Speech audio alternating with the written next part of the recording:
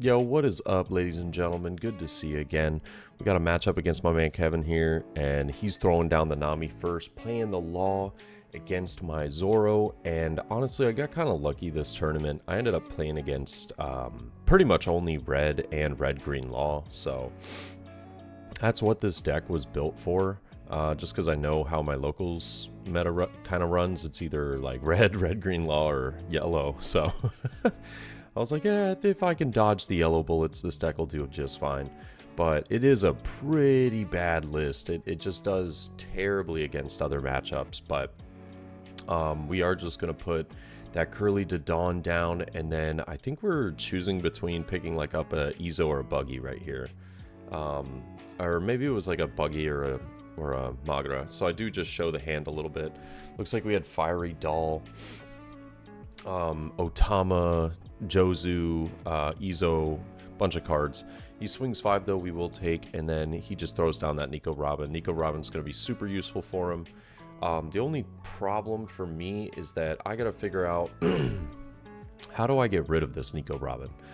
I don't have rush cards in this deck because this deck build was absolutely garbage, and I do choose to take the Jozu here. I don't think I really had that much of a choice, if I'm being honest. I just don't think I had a lot of cards in hand that were, or cards in the search that were available to be picked up. But I will just go 5 at the life. He does take 1, and then I've still got 3 Dawn left, and I don't believe I have Fire Fist, so can't get rid of the Nico Robin just yet, but we're just going to rest 3, play the Vista, get rid of Nami. And so now Nico Robin can come online, but I have 3 targets for her, and also just... you know, an ability to be able to go, you know, KO Nico back on the clapback. So 5 at life, probably just gonna, yep, KO the Vista or the Curly. Vista is gone, but 5 at life I'm just gonna take. He does another 5 at life with leader, and we'll just counter out of that.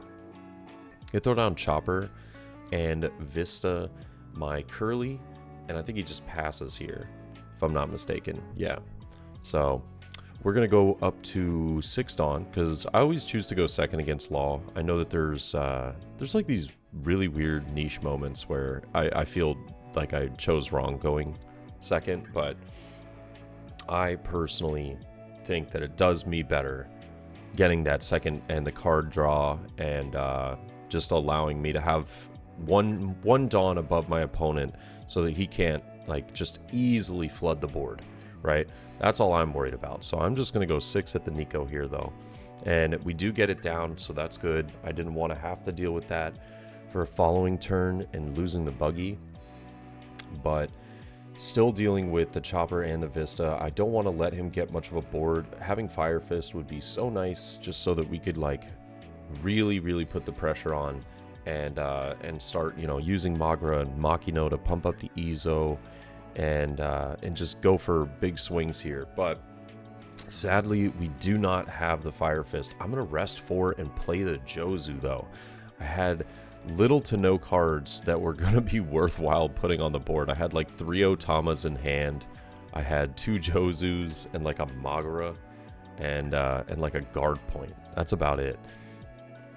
So my hand was not the best, but I actually do choose to put down the Jozu just so that I have something as a, you know, a bigger body the following turn and just be able to swing.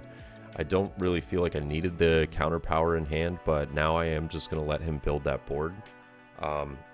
It looks like he does. Oh no, he picks up a Nami. Okay, I thought he was whiffing with that Curly. We might just take the life here, even though I have so much counter in hand. I think I'm just going to take the life. Yeah, I'm really trying to get that Fire Fist online, potentially even more Vistas or anything. And he just shambles out the 5-drop Law and then replays the Vista to take care of the Buggy there. A little bit annoying, as well as him having, you know, 2 of the chump blockers as well. But you can see my hand. I think we finally drew into a Marco, so that's like the best thing that we could have gotten right here, arguably, other than Fire Fist. But it still makes like getting getting a position on this board while also trying to, you know, even do anything to my opponent. Still pretty difficult. But I'm going to slap one under Jozu, and I'm going to swing 6 here. And he does choose to take, going down to 2 life. I'll swing 6 with lead again. And I would imagine he's probably going to take this as well. I could be wrong. But, yeah, I think he does end up taking this, going down to 1 life. I'll just rest 5, play the Marco, pop probably the Chopper. Yeah, just because I don't want him to be able to shambles that out anymore. And, yeah, just going to pass the turn over. He's got 4 cards on the board, but a Bonnie in hand. Probably end up finding more of the laws, potentially restand law. And he can just do really easy stuff like swinging for the Jozu and whatnot. You know, Jozu goes down, swings for life. I'm down to 2 right now. Doesn't feel great. So this is probably a 6 into Jozu, I would imagine. He didn't point, so I'm just going to assume, yeah, that it's into the Jozu. And then he plays Bonnie, rests the 2. Get the good old cards up. Ooh, whiffs the Bonnie search. Oh, you hate to see that. Yeah. But yet again, tons of counter in hand. He has so many plays that could potentially happen. I just don't know exactly what he has in his hand.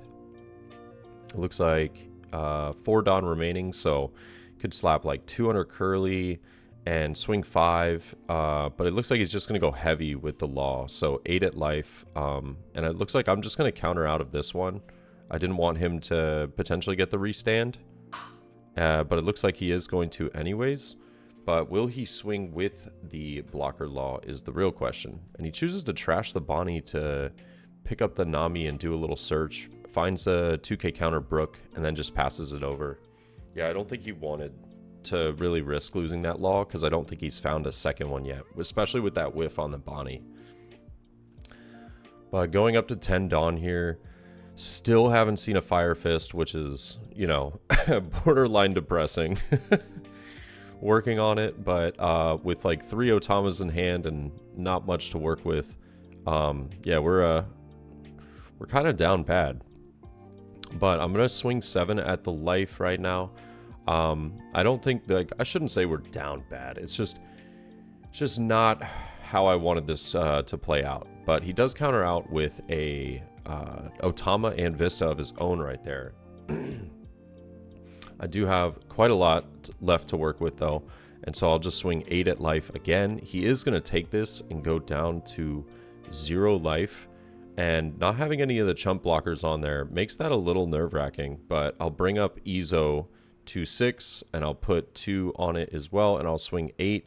He will block with the law and just use a 2k and a 1k. So I felt good about this this turn. I got a lot of resources out of my opponent's hand.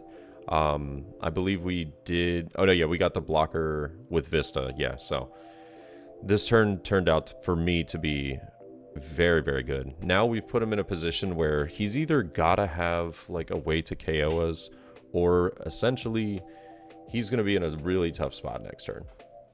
And he goes ahead and uses the Nami to find yet again another Brook. So Brook is coming in pretty clutch in the hands, having multiple counters, and I'm assuming that he's got to have like a guard point or a radical beam or something in hand at this point in the game. So he's gonna go 5 here. I'm not sure if this was, I'm pretty sure this was 5 at life. I don't think it was 5 at Izo. Yeah, it's 5 at life, so we'll just 2k counter out. I mean, I almost feel like there's no point in removing Izo, simply because, which he does decide to do. He just decides to go with the Nami. And, I mean, he played the other Nami, so that one just can't swing, but just swinging with the one that he already had on the board is totally fine enough. Yeah. And now he's probably just trying to get as much out of my hand as possible, so he's just going to swing 7, maybe swing 5 with Curly, start doing some shambles, get some blockers on the board, maybe some restands. I'm kind of debating whether I just want to take these life and try and bait him into, you know, a potential like go for KO, but end up missing out on it. Because we do have guard point, 1 Dawn active, a couple of counters in hand, all that good stuff. Tough part is knowing how much Dawn. So I'm doing some math. I'm like, okay, how much Dawn do you have? Blah, blah, blah, this, that, and the other. And I do get the Whitebeard Pirates here. I take the Marco. And it looks like he's just going to go real big. He's just going to take the Law, use the 2, Shambles, bring back the Restand Law, and swing 12, I think, if I remember correctly. So it was 8, 10, 12, and 13 right there. Yeah, and he knew that I had the game the next turn. So, you know, all I had to do was slap everything on Marco. But it was kind of a risky play, but it made sense with how many cards I had in hand. And yeah, I always love the matches against Kevin.